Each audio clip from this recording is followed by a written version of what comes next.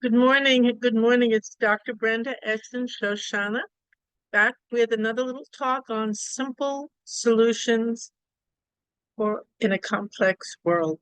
Well, we should really correct that title actually because the world isn't complex. We're complex. We make it complex.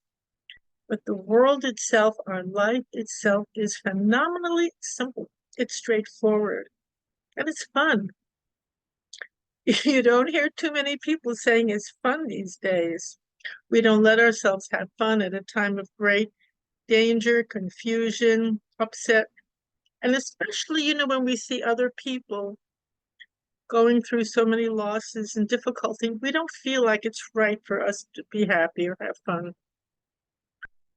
Many, many, many people, the biggest resistance they have is to feeling good and being happy and thriving in a time of hardship for others. You almost feel like a traitor. The feeling we have is, oh my goodness, the best way to help someone who's suffering is to suffer along with them.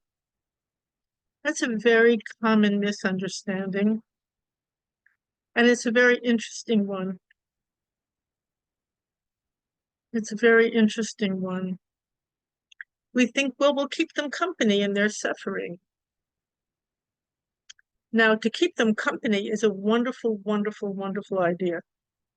But to join them in the suffering, in the complaints, in the agitation, it only makes it worse. It doubles it. It makes it more real. It makes it feel more impossible for it to ever leave. It solidifies a situation that we don't want to hold on to, that we want to heal, to break out of, to become larger than. Believe it or not, the best way to heal a situation, to break out of it, is to see that there are other possibilities. There are other ways of approaching our life and what's going on in our life.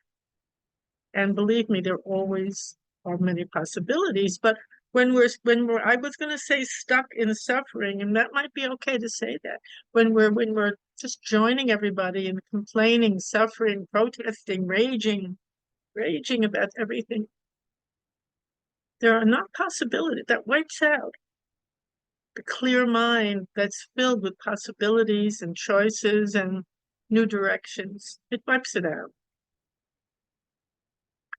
It just wipes it out.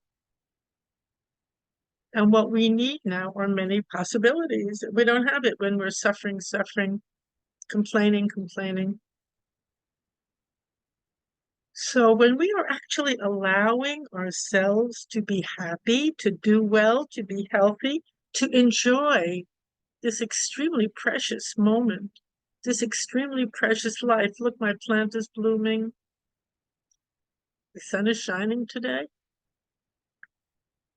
I'm talking, I'm awake, I'm alive. There's a lot to be grateful for, and there's a lot to enjoy. But we never think to enjoy such simple things. Our minds, it's as if our mind is under a spell. And boom, it takes us immediately to the worst situations, and we dwell upon it endlessly, worry, fret, and become fixated in the suffering. And this cuts off our life. It cuts off our possibilities. And actually, it cuts off the truth.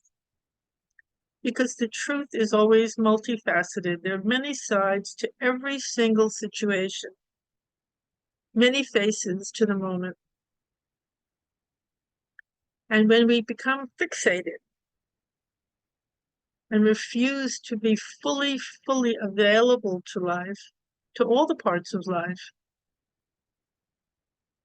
we can't really help much anymore. Believe it or not, the best way to help another person, let's take it back to the moment, for our own relationships, our own situation, is to accompany them, yes. To be with them, yes. But if you maintain within yourself a feeling of well-being, of happiness, you listen to them, you're not preaching at them, you're listening to them, you're spending time with them. but you're not joining them in their suffering. Meaning you're not going down, oh, it's so horrible, there's no hope. You're not going there. And they will notice that. They will feel the truth of your state of being. And that will actually uplift them. It's a very beautiful way to live. You know, as I mentioned, I think before many, many years ago, I worked in hospice and connected to hospice and families who were going through that. It was quite an incredible, beautiful experience for me. One of the most powerful teachings I've ever had in my life. Incredible. And at a time of such a drastic so-called moment, a time of such possibly danger, person's leaving, they're dying, whatever, loss, I saw there could be the most incredible beauty and love expressed. There was no time left. For some, they were able to say what they felt then without any restrictions, express the love, express many things that they couldn't express before. So in some cases, it became a time of tremendous meaning and connection and beauty. And for others, there was terrible fear. They went running away, they hid, they wouldn't come. The person maybe who was leaving was struck with fear. It was very hard, no question. A lot of grief overwhelmed the situation. Now, it's not that the others weren't feeling grief as well, but it's a question of that they allowed all aspects of the situation and they maintained an uplifting state of mind. They wanted to uplift the person. They wanted to help them in their passage. So they didn't come in heavy and gloomy and like that.